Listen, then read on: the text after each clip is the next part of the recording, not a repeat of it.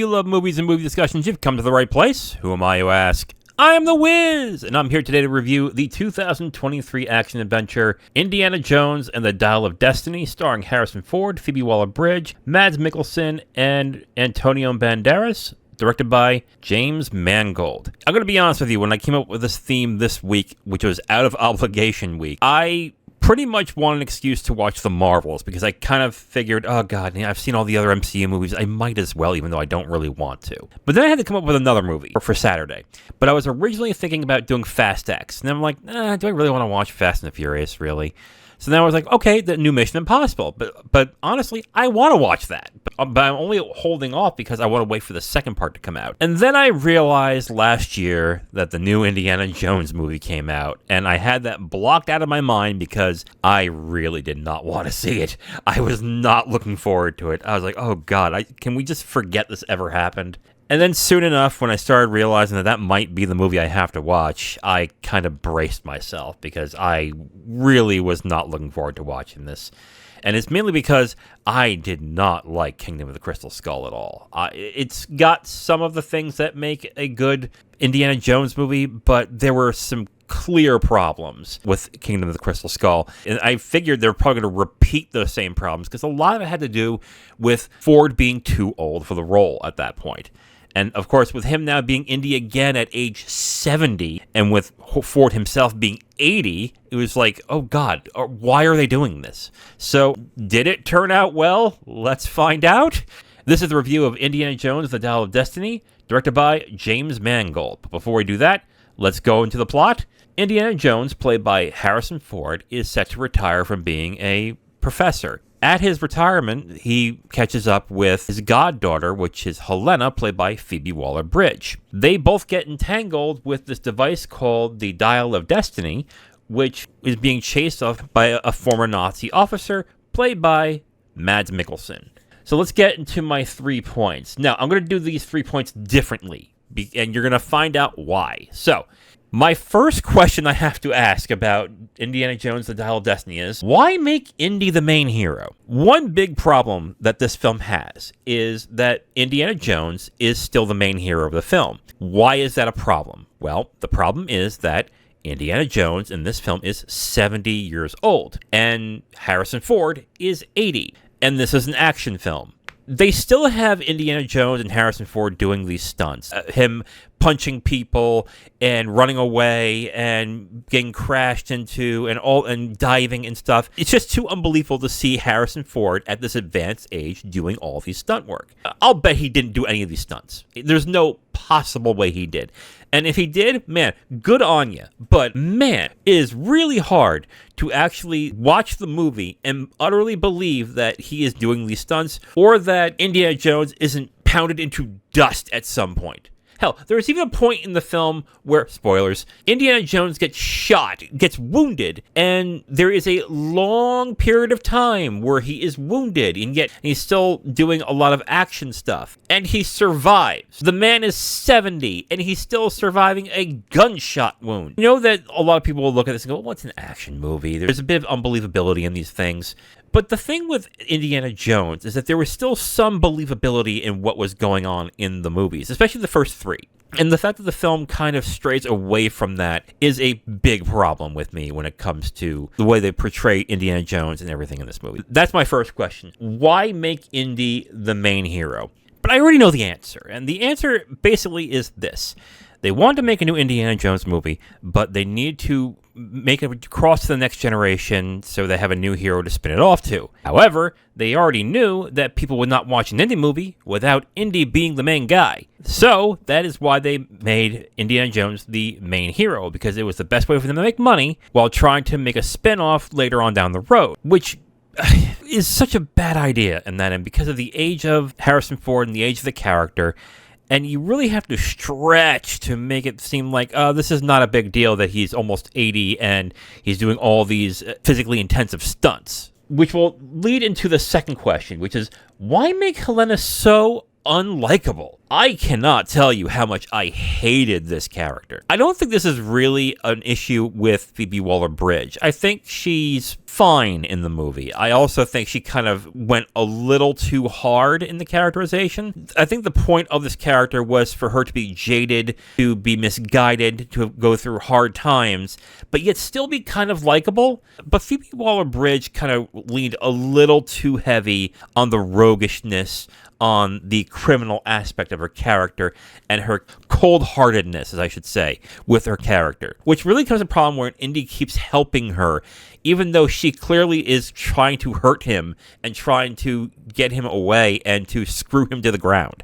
In fact, there are points in this movie that she openly insults Indiana Jones for various reasons, which is really hard for someone to actually get behind this character when they're insulting the hero that you've come to love for 4 movies. Now, I bet the point of this character was for her to take the mantle forward after Harrison Ford retires and to continue the Indiana Jones legacy and just have Helena be the new Indiana Jones of sorts. And this was really the exact wrong way to do it. I have no problem with the fact they were trying to spin this off. Because honestly, Indiana Jones probably should have ended last time and maybe make Mutt the new Indiana Jones. Like Shia LaBeouf is not really acting that much anymore for reasons, so that was not going to happen. But they really made a critical error in this where they made her so patently unlikable and just so obnoxious that you couldn't get behind her.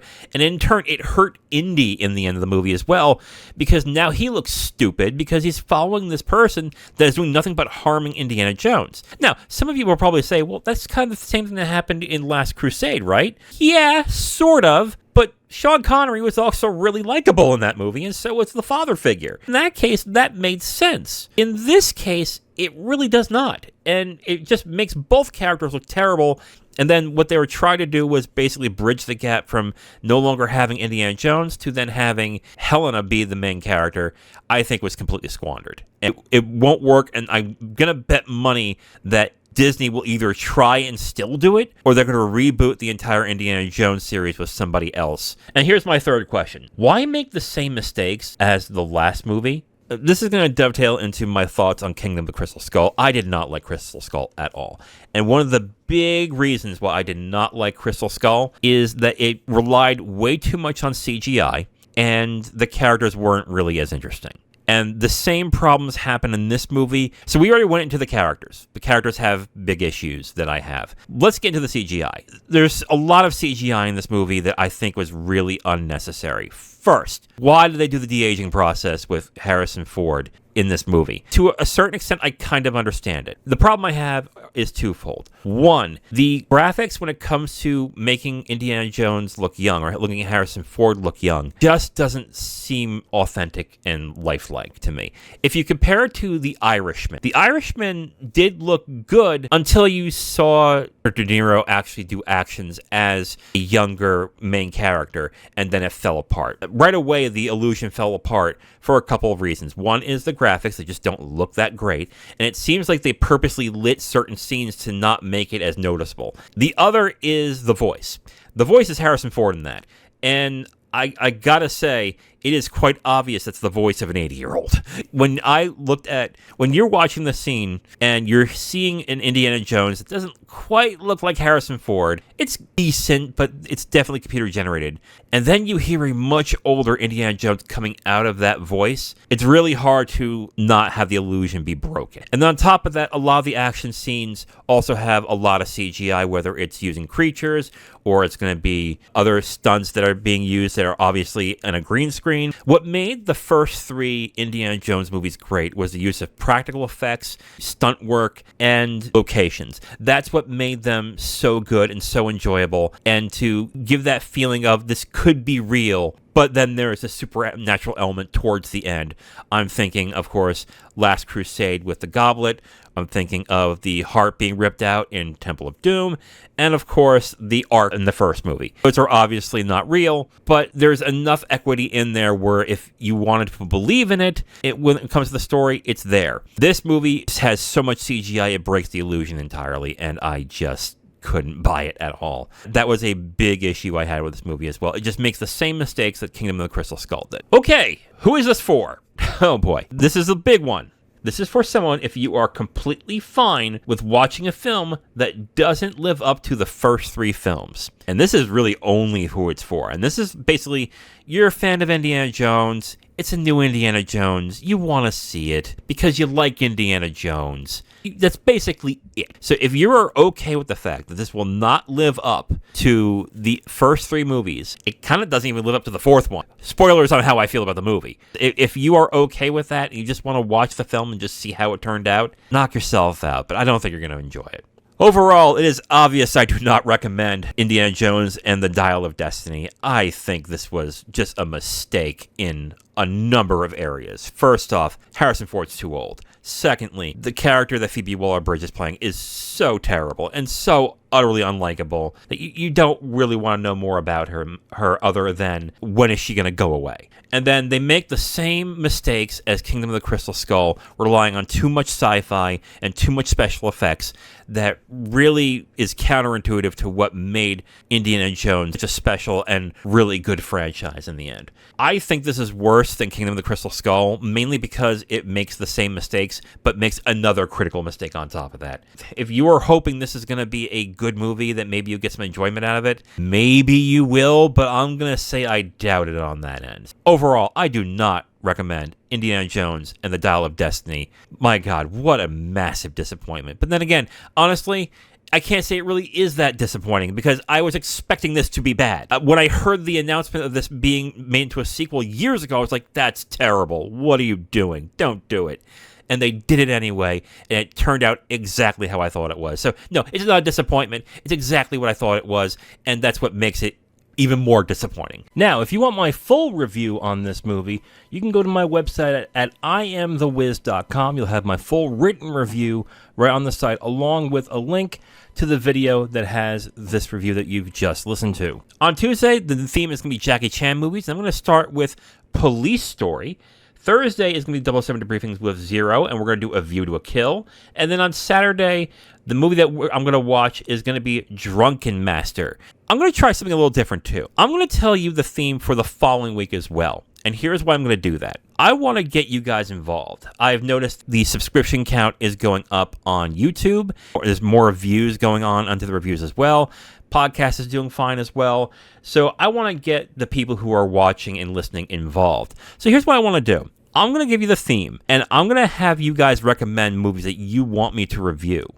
It can be movies I have reviewed already, so if you want to go onto Letterboxd and look at I Am That Wiz, that's who I am on there. But what I'm going to do is I'm going to basically give a theme, and if you guys want to make recommendations on one of the days where I'm going to watch that film, you just let me know. Also, if you want to have a comment on the specific theme, and if you're interested in it, or if you have a comment or anything that you want to talk about, or even a question, go ahead and email me at zerowizcast@gmail.com, and I may put your question or comment in the episode as well. So the following week's theme is Jack Nicholson movies. Jack Nicholson's birthday is that week, and I thought it would be a great idea to watch some movies I haven't seen of his. I love Jack Nicholson. I think he's a great actor.